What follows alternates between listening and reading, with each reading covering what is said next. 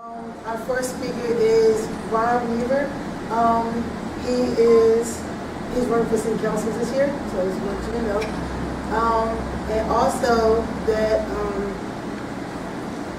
he's about to be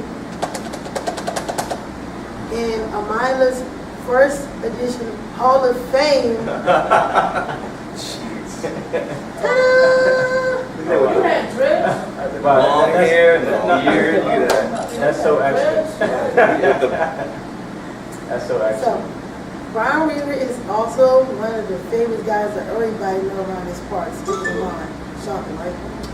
So, he is the guy that y'all need to look for when y'all need to go out to a wonderful trip, actually. He do a lot of things overseas. He's known overseas in Guatemala too. And he actually did this little basketball camp overseas.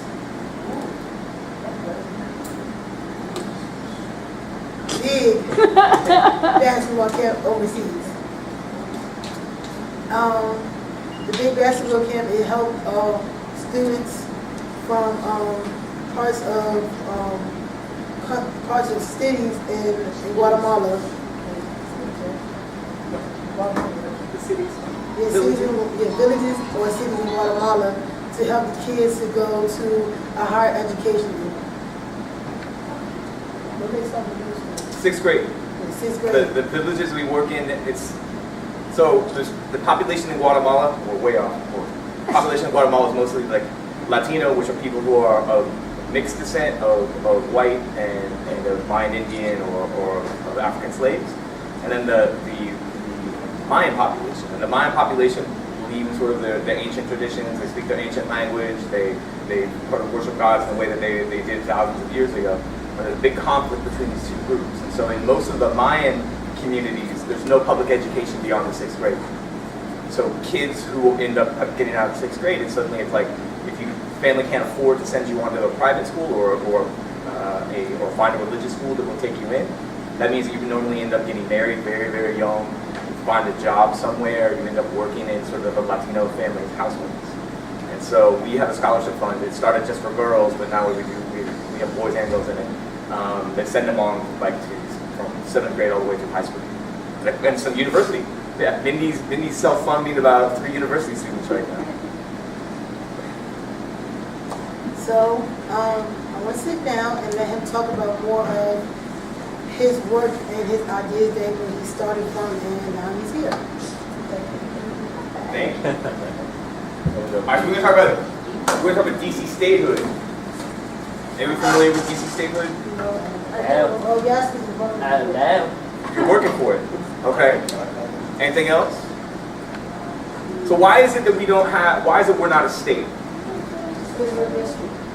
Okay, but why is it that we're not part of Maryland or part of Virginia? Okay, but we could be one city, we could be like Baltimore in Maryland. Huh? Anybody know? So, way back in the 1800s, the capital of the United States was first New York and then it was Philadelphia. Oh, and Baltimore, sorry. Where?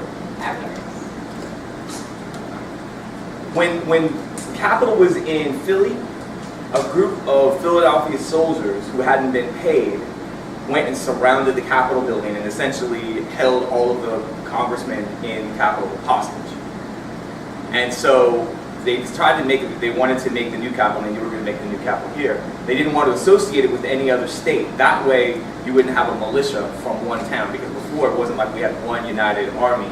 It was each state had their own army, or even in some places their own city would have their own army. So they didn't want to have a place that was going to be beholden to one state or one municipality. So they said, we're going to just make Washington D.C. and it won't belong to any of the states. It'll be independent of everyone. Problem was, there was only about 500 people that were living in D.C. at the time, right? How many people do we have now? 600. Right. So which, at the time that this was done, there were 40,000 people living in New York City. How many people live in New York City now? Depending on how many boroughs you're talking about, somewhere between 7 and 11 million people, right?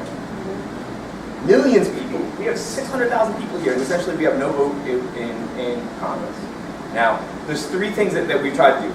There's people who want statehood, people who just want voting rights, and then people who are opposed to it, want to keep it as we are right now. All right? I have Puerto Rico up here. Why do I have Puerto Rico up here? We got more population. They do. What is Puerto Rico? What is it? It's a state's a country. What is it? Country? What is it? City? What? City? Country? If you're born in Puerto Rico, what nationality are you? Puerto Rican? Puerto Rican? So like you go and you get like, if you were to go get a passport to go travel somewhere, the passport they're giving you has what on the front? Like if I go down, I get one that says United States of America. What does Puerto Rican say? Spanish? From Spain or? Oh, no. From Puerto Rico. That's what I think too. What? Puerto Rico. Malik, you're born in Puerto Rico. What are you? Puerto Rico. Puerto Rican? What nationality are you? American. American. Puerto Rico is part of the United States of America. Yes. No. Part of the United States of America. Yes, If you were born in Puerto Rico, if you're born in Puerto Rico, you're a United States citizen. You would have an American passport. Right? American passport. You can travel anywhere in the world, and there are more Puerto Ricans who serve in the armed forces than almost any other state in the Union. But if they can't speak English. Are there Americans who can't speak English? Americans can't talk about. Most Puerto Ricans probably don't speak English. You could join the. You don't even have to be a citizen to join the United States military. You could be a legal resident from Mexico, not speak English, and join the military. That's allowed, right? So, Puerto Ricans, right? How many votes do they have in the United States Congress? That many. No. At least two or one. 2 or 1? Zero. Guesses? Anybody? You said how many what? 0. 0. What are they? They're not a state, They're part of the U.S. right? They're part of the U.S. They're not a state. The U.S. territory. They're U.S. territory.